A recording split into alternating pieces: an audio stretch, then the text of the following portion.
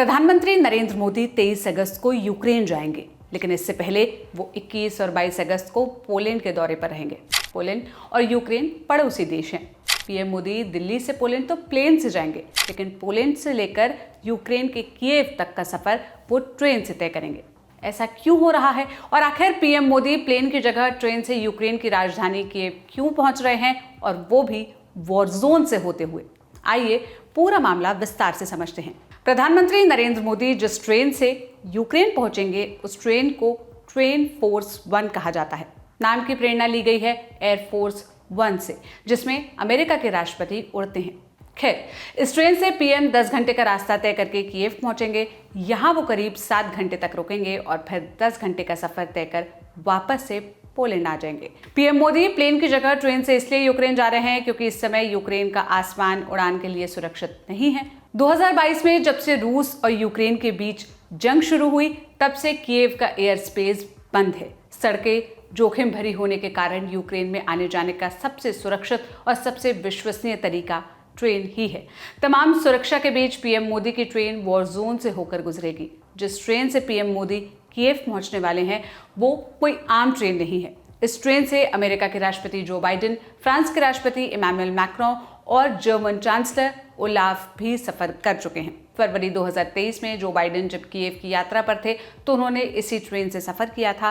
20 घंटे ट्रेन से सफर करने के बाद बाइडेन ने ट्रेन की सर्विस और क्रू की तारीफ में अपना धन्यवाद नोट दिया था। अब अगर इस ट्रेन की खासियत की बात करें, तो सबसे पहले इस ट्रेन को खास तौर पर वीवीआईपी लोगों के लिए डिज़ाइन किया गया है।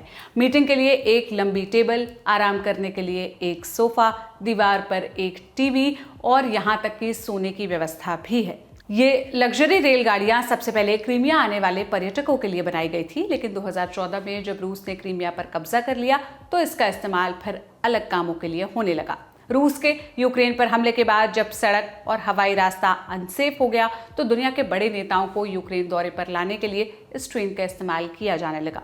इस ट्रेन को चलाना आम बात नहीं है, क्योंकि ये ट्रेन वॉर जोन को पार करते हुए गुजरती है। ये ट्रेन सिर्फ अपने इंटीरियर डिज़ाइन के लिए खास नहीं है, बल्कि इस ट्रेन ने काफ़ी कुछ देखा है।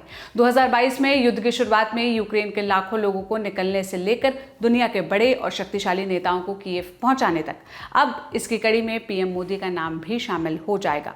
ट्रेन के जरिए पीएम मोदी की यूक्रेन यात्रा पर दुनिया भर के देशों की नज़र है, क्योंकि पिछले महीने यानी 8 और 9 जुलाई को ही पीएम मोदी रूस के दौरे पर थे। वहां उन्होंने रूस के राष्ट्रपति पुतिन को गले लगाया था, जिस पर यूक्रेन के राष्ट्रपति व्लादिमीर ज़ेलेंस्की ने तीखी टिप्पणी की थी। ज़ेलेंस्की ने सोशल मीडिया पर लिखा था, दुनिया के सबसे बड़े लोकतांत्रिक देश के नेता का दुनिया के सबसे खूनी नेता को गले लगाना निराशाजनक है।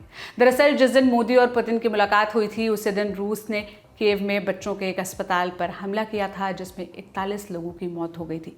ऐसा पहली बार हो रहा है जब कोई भारतीय प्रधानमंत्री यूक्रेन की यात्रा पर जा रहा है। कीव और नई दिल्ली के बीच राजनयिक संबंध 30 साल पहले यानी साल 1994 में स्थापित हुए थे। पीएम मोदी की यात्रा ऐसे समय में हो रही है जब यूक्रेन और रूस के बीच युद्ध तेज हो गया है। बीते दिनों यूक्रेन ने रूस की सीमा में घुसकर हमले तेज किए हैं। पीएम मोदी के यूक्रेन दौरे का रूस के साथ भारत के रिश्ते पर क्या असर पड़ेगा, इसे लेकर हमने अपने शो दुनियादारी में विस्तार से बात की है। इसका लिंक आपको डिस्क्रिप्शन में मिल जाएगा। पीएम मोदी के यूक्रेन दौरे से जो भी अपडेट्स आएंगे, वो हम लल्लन टॉप के जरिए आप तक पहुंचाते रहेंगे। ये सारी जानकारी मेरी साथी सुप्रिया ने जुटाई थी। मेरा नाम सोनल है। देश और दुनिया की तमाम खबरों के लिए आप लल्लन टॉप देखते रहिए। शुक्रिया।